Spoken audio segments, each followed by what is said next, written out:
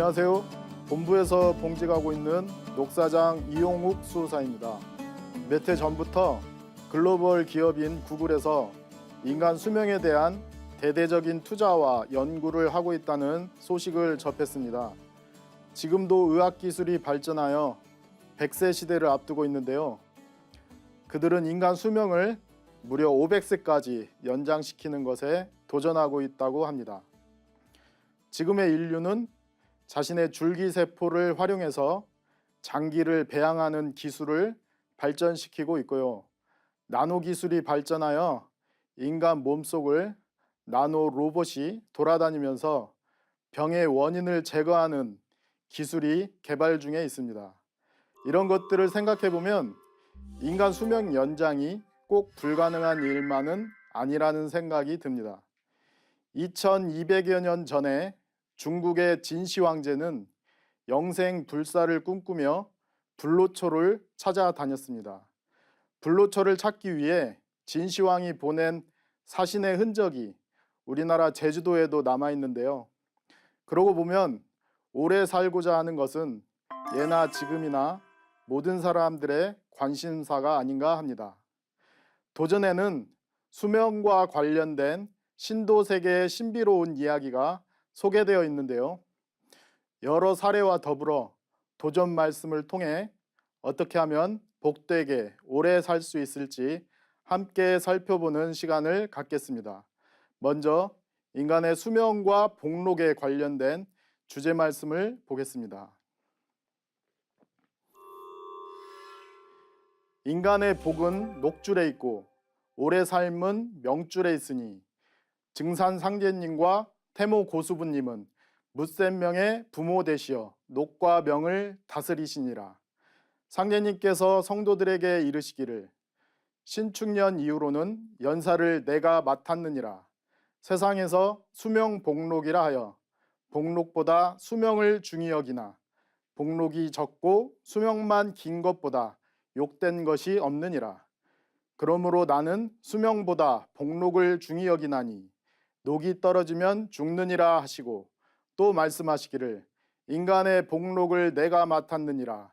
그러나 태워줄 곳이 적음을 하나노니 이는 일심 가진 자가 적은 까닭이라. 만일 일심자리만 나타나면 빠짐없이 베풀어 주리라 하시니라. 앞서 말씀드린 것처럼 오래 사는 것은 온 인류의 꿈이었습니다. 증산상제님의 말씀처럼 세상에서 수명 복록이라 하여 복록보다 수명을 중히 여겨왔던 것이죠. 하지만 복록이 적고 수명만 길다면 그것처럼 욕된 것은 없다고 말씀하셨습니다. 녹은 인간의 생명을 유지하는 일체의 모든 것을 말하고 명은 목숨, 생명을 말하는데요. 이 녹과 명을 다스리시는 분이 상제님과 태모님입니다. 인간은 녹을 바탕으로 명이 창출되어 생명을 영위해 나가기 때문에 상제님께서는 수명보다 복록을 중히 여기나니 녹이 떨어지면 죽는다고 하셨습니다. 9편 1장 마지막 말씀은 상제님께서 복록을 빠짐없이 베풀어 주신다고 하셨는데요. 어떻게 하면 오래 살 수 있는지 또 복되게 살 수 있는지 함께 이야기 나눠보겠습니다. 얼마 전에 원료범이라는 명나라 때 사람 이야기를 접하게 되었습니다. 임진왜란 때 우리나라 함경도까지 와서 일본의 가토 기요마사 가등 청정을 쳐부수는 큰 공을 세운 인물인데요. 이분의 이야기가 인상 깊었던 것은 자신의 운명을 극복한 데에 있습니다. 원료범은 대대로 의술을 가업으로 삼는 집안에서 태어나 의학을 공부하였습니다. 소년 시절의 원료범은 역학을 공부하는 노인을 만나 그의 운명을 듣게 되는데요. 노인은 역학사상 최고의 경지에 이르렀다고 자타가 공인하는 소강절 선생의 학문을 이어받은 9대 제자였습니다. 원료범이 전해 들은 그의 운명은 이렇습니다. 성장하면서 과거 시험을 보고 합격해서 나라의 관리가 된다. 몇 살의 과거 시험을 보고 몇 명 중에 몇 등으로 합격할 것이다. 젊은 나이에 지방 장관이 되어 크게 출세할 것이며 결혼은 연마을 여자와 중매 결혼을 하나 스라에 자식이 없다. 수명은 53세 8월 14일에 축시해 자택에서 생애를 마칠 것이라는 것 등의 소년 원료범의 운명을 하나하나 모두 예언해 주었는데요. 예언은 백발백중이었습니다. 초시에서는 14등으로 합격하고 그 다음 시험은 71등으로 합격하고 마지막 시험에서는 9등을 하였습니다. 세 시험의 등수가 모두 적중하였고 모년에는 공생이 되고 모년에는 사천성의 대운이 되어 지방장관의 자리까지 오른다는 예언이 적중하였습니다. 원료범은 소년 시절의 노인의 말처럼 그의 인생이 그대로 흘러가다 보니 자신의 인생은 모두 정해져 있다고 생각하게 되었습니다. 그런 원료범의 생각과 운명을 바꾼 만남이 기다리는데요. 바로 운곡선사라는 고승과의 만남이었습니다. 운곡선사는 운명은 하늘이 내린 것이지만 수행을 하면서 선업을 쌓으면 운명을 바꿀 수 있다는 가르침을 전합니다. 또 공과격이라는 책과 둔재주라는 주문을 전해주는데요. 공과격이란 즉 공덕과 과실을 따지는 점수 매기는 책입니다. 원료범은 이후 주문을 읽으며 수행을 하고 공덕을 쌓으며 살았는데요. 그 결과 대를 잇는 자식을 얻게 되고 벼슬도 지방의 장관에 그치지 않고 더 높은 직위인 명나라군의 주사위까지 올라가 임진왜란 때 함경도까지 와서 일본의 가토 기요마사를 물리치는 큰 수운을 세우기도 하였습니다. 그 후 원료범은 수명도 53세를 훨씬 넘겨서 73세까지 살았다고 합니다. 타고난 팔자를 고치고 수명을 늘린 명나라 사람 원료범의 이야기였는데요. 나 자신을 닫고 세상을 위해 공덕을 쌓으라는 두 가지 메시지가 인상적이죠. 증산도 신앙인들이 실천해야 하는 핵심도 다름 아닌 세상을 위해 공덕을 쌓는 것인데요. 개인의 복을 빌기 위해서보다는 세상을 위해서, 타인을 위해서 태율주 수행을 생활화해야 합니다. 그렇게 하다 보면 개인의 수명과 복록은 자연스럽게 따라들게 됩니다. 도전에는 또 수명을 늘릴 수 있는 특별한 방법이 소개되어 있는데요.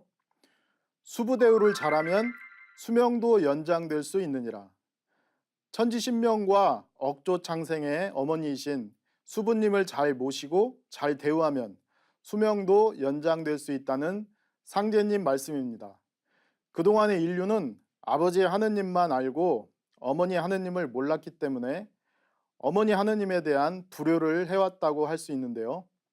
어머니 하느님을 잘 모시고 잘 받들라는 상제님의 온 인류에 대한 가르침입니다. 수부님을 모시는 것은 증산도 신앙 속에 녹아있기 때문에 자연스럽게 신앙을 성실하게 한다면 누구나 누릴 수 있는 은혜이겠죠. 또 명부사자와 관련된 이야기가 있는데요. 먼저 명부사자를 물리친 김자연 선동님의 이야기를 보겠습니다. 하루는 자연이 집에 돌아와 있는데 한밤중에 팥정이 주막 주모가 찾아와 3대 독자를 살려달라고 울며 애원하거늘 급히 주막에 가보니 명부사자 셋이 지키고 앉았고 아이는 곧 죽게 생겼는지라. 자연이 방에 청수를 모시고 상제님께 기도를 올린 다음 그 아이를 안고 정성껏 주문을 읽으니라.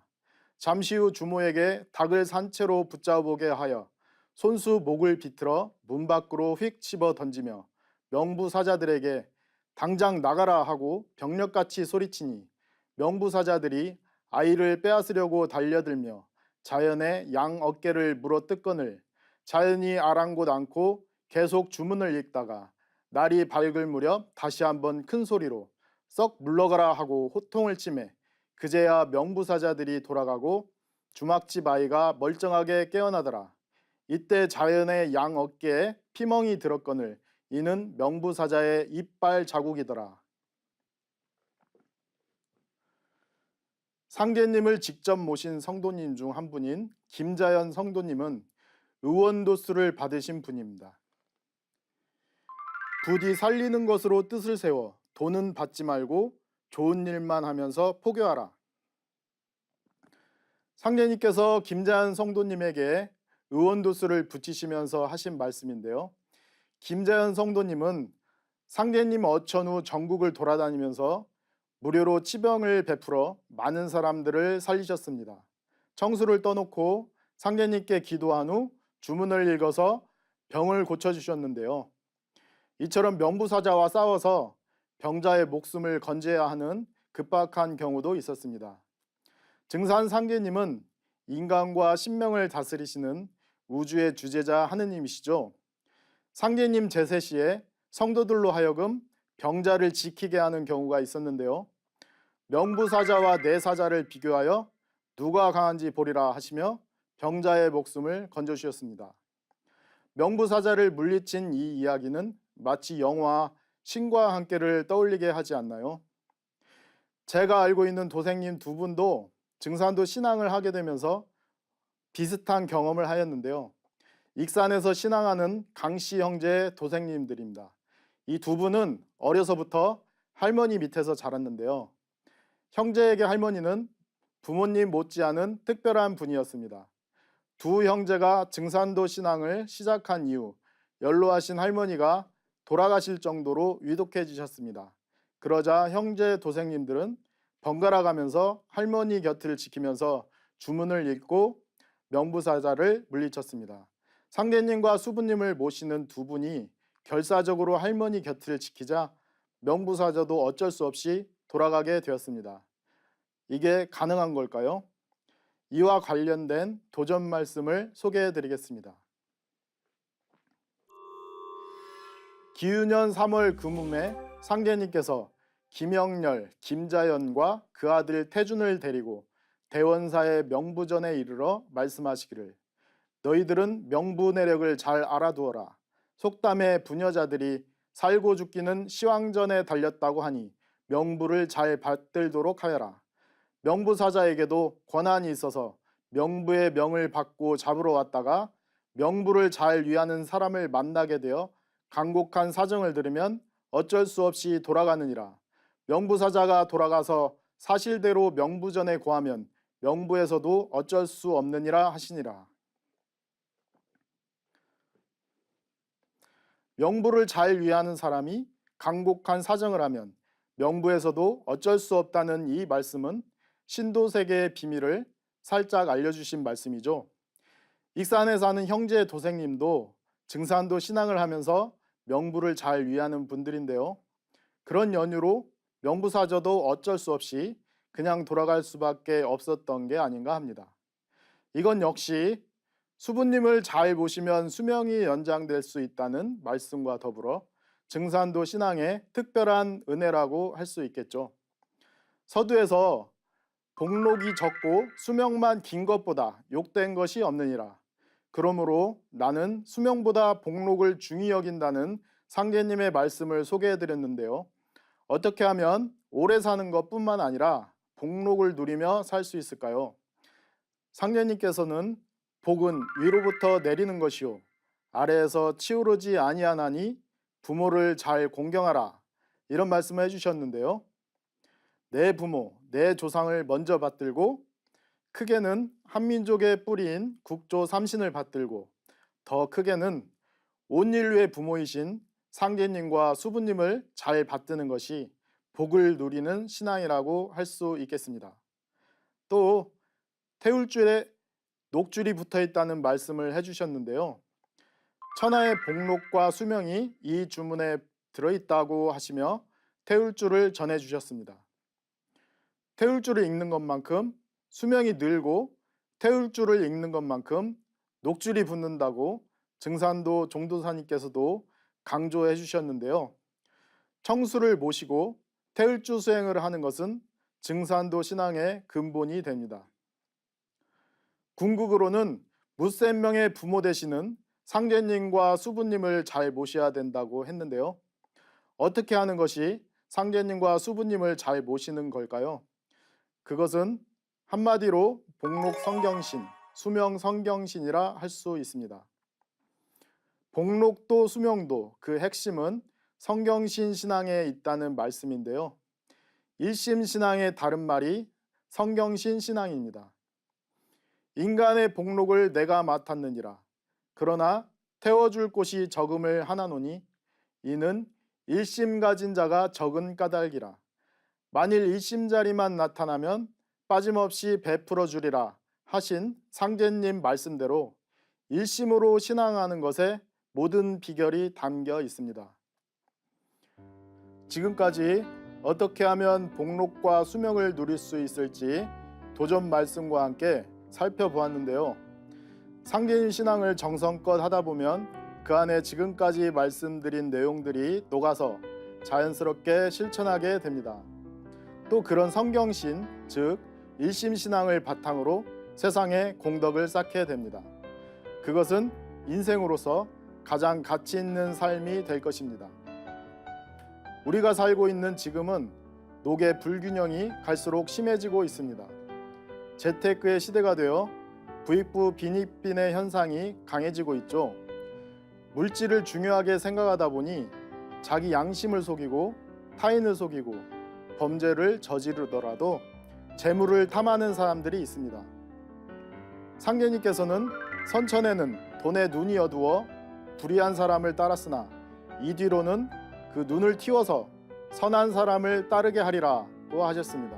또 앞세상에는 지질이 못나도 병없이 500세는 사느니라고 하셨습니다.